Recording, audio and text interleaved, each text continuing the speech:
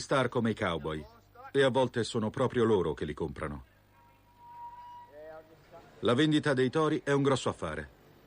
Il toro più quotato è stato venduto a più di $1 milione e poi è stato usato per la riproduzione.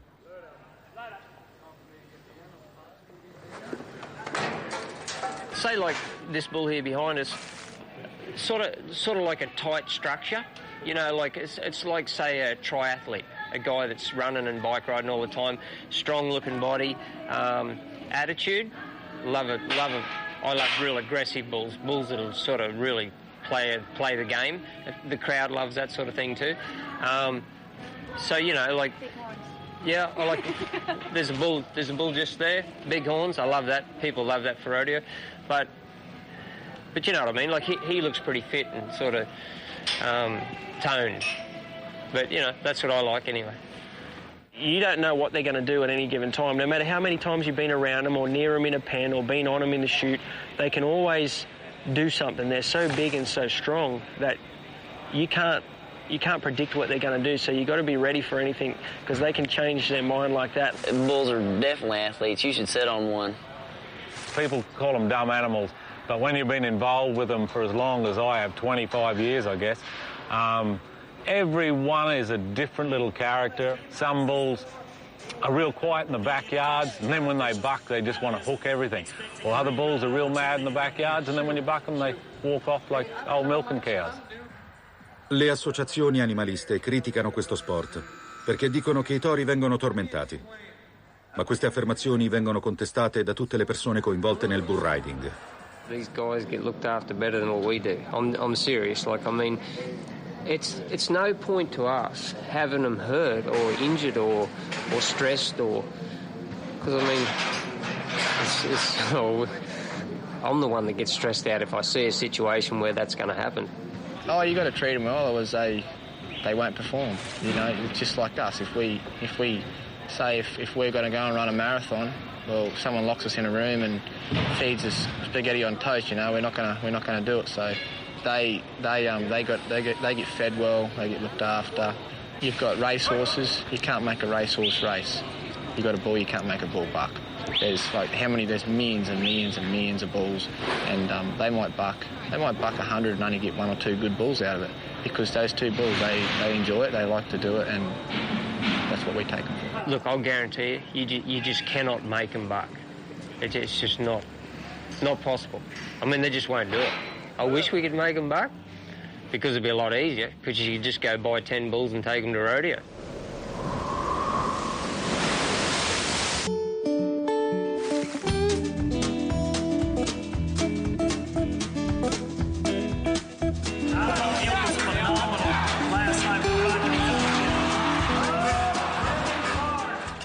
L'ultima serata di gare non comincia bene per l'Australia e il suo cowboy di maggiore esperienza, Brandon Clark, corre con un pollice rotto e non ottiene un buon punteggio.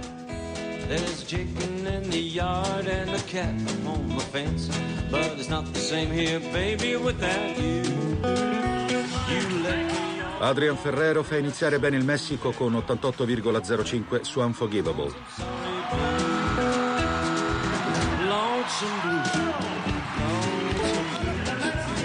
Yes, sorry with these lonesome old blues. Why did you have to leave me? Oh, couldn't you just stay? Come back, pretty baby, ride the train back here today.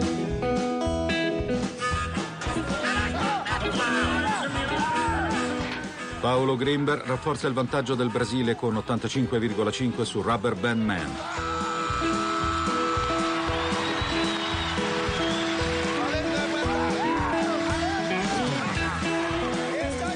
Per sicurezza il compatriota Guilherme Maraci chiude con 86,5.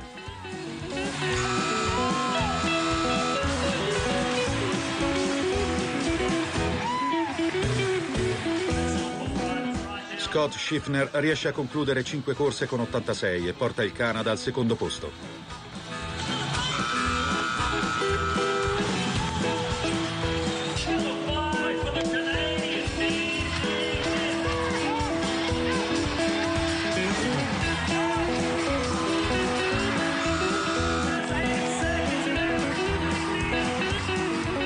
La serata di Brandon Clark, invece, si conclude come è iniziata.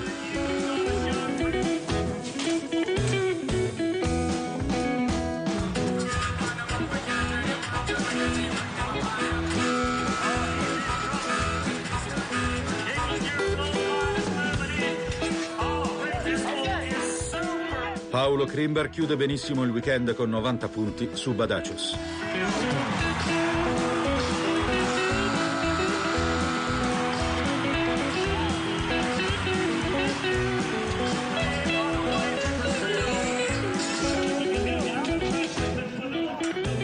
Ben Jones fa il suo miglior risultato con 89,5.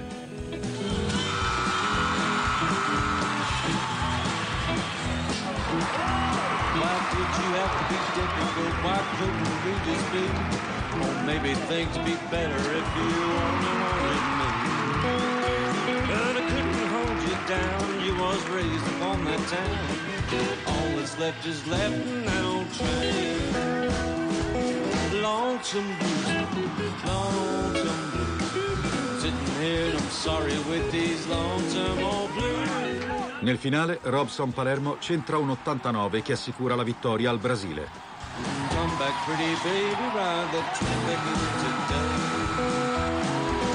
Lonesome blues, sitting here, yes, sorry. E con il torneo che l'anno prossimo si svolgerà in Brasile, sarà la squadra da battere. Come back, pretty baby. Come back, pretty baby, ride the train back in today.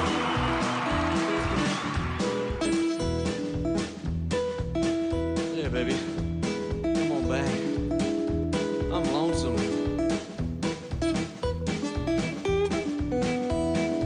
Get down off that fence there.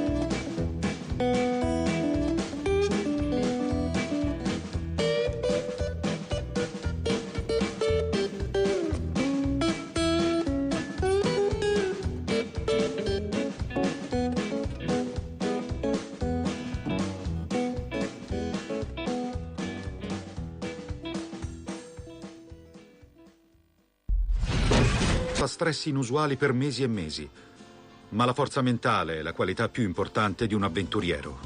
You know, most people always see the challenges as being the obvious things, like pulling the sled or dealing with the cold. And actually, it's always the things you don't expect. It's dealing with kind of no space, no personal space for months on end, living on top of other people. And when you sit there in a tent and you've got some guy clipping his toenails and you know, there's clippings landing in your bowl of cereal, that is the hard bit. Even the smallest things can drive you over the edge. I passatempi estremi sono solo l'acme dell'edonismo. L'avventuriero David de Rothschild utilizza le sue spedizioni per mettere in risalto alcune delle più importanti questioni ambientali del mondo.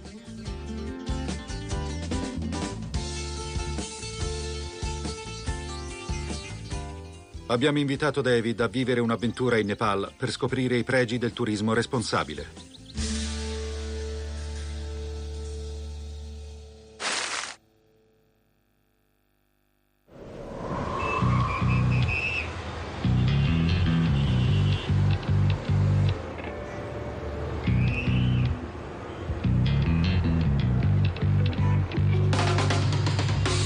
Sunny London. Today it's nice and sunny, which wasn't this morning. Charing Cross Road, heart of London. It's kind of the most unobvious place to hold a green centre probably. I mean, you look around us, we've got Starbucks, we've got, you know, sort of travel agents and the hub and the kind of, sort of the heart of London in a way, top of Oxford Street.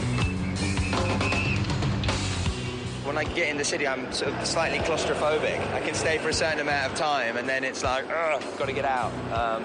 And it's, you know, this sort of the urban jungle, isn't it? So it is a real contrast, and it's very odd. It's very peculiar when you come back from being somewhere where you are in the middle of nowhere, the most, you know, sort of pristine environments, and you come back to these very sort of overstimulated societies. L'Adventure Ecology è un'invenzione personale di David, ovvero viaggi in cui si mescolano avventura, ecologia e didattica. David porta il suo pubblico negli angoli più fragili del nostro pianeta. Il quartier generale di Adventure Ecology ospita una galleria di arte ecologica, un centro di istruzione per bambini e la cabina di regia delle sue avventure. I mean, expeditions, you know, I mean, it's basically telling a story. I mean, the simplest way, it's going out in the field, being there, seeing it, and then communicating it. And they have the most amazing power to captivate. You know, you go out and you're seeing stuff and having access to stuff that not many people have the chance to see.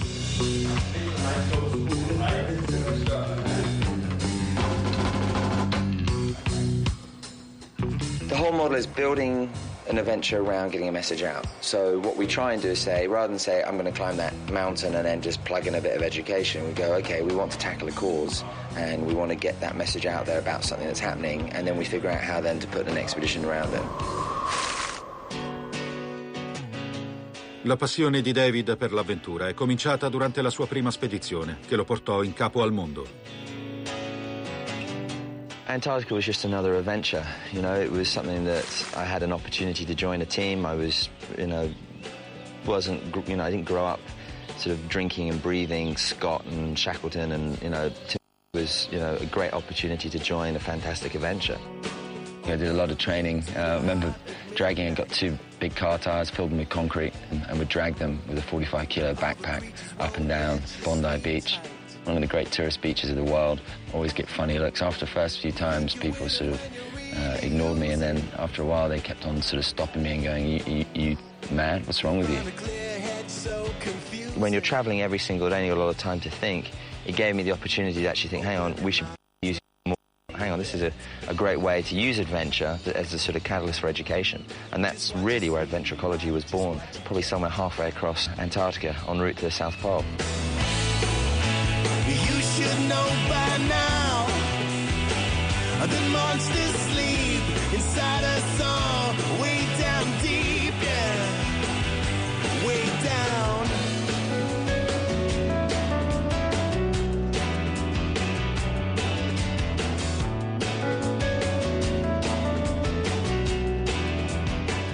We are so small. You know, and when you're suddenly looking at this endless horizon, it goes on and on and on and on, and the scale of these mountains and the scale of everything, and then you realize that actually it's not the nature that's going to be in trouble in the natural world, it's us, because the planet's still going to be here, it's just going to be in a different form.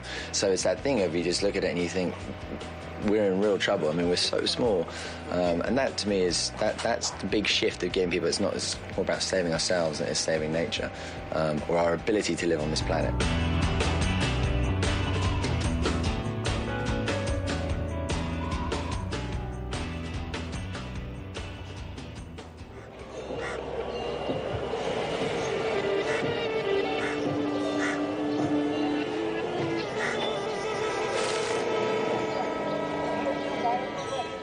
All'ombra dell'Himalaya, David e il suo compagno Dustin fanno una pausa per uscire dal sentiero battuto e cogliere l'essenza di un viaggio responsabile.